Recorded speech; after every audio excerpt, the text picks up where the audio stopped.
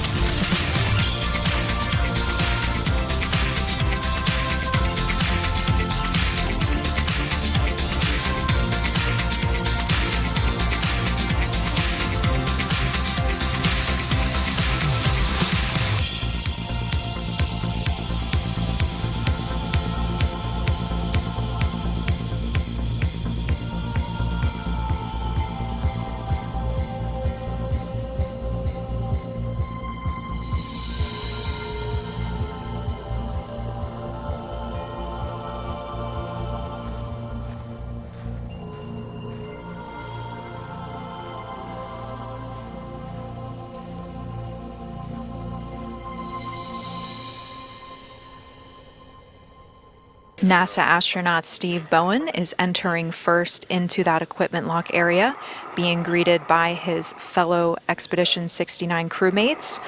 On the right, you see NASA astronaut Frank Rubio, and at the bottom is Emirati Space Agency astronaut Sultan Al-Nayati. NASA astronaut Steve Bowen is safely secured to the side of the equipment lock. He is waiting on now his crewmate, NASA astronaut Woody Hoberg, to be retrieved from the crew lock. He is being pulled now into the equipment lock. The 265th spacewalk in support of the International Space Station's assembly, maintenance, and upgrades is complete. This was the 8th spacewalk out of the International Space Station this year and the 6th for the Expedition 69 crew. Cumulatively, all spacewalks in support of the International Space Station have now totaled 1,683 hours and 27 minutes. That's equivalent to about 70 days, 3 hours and 27 minutes of straight spacewalking.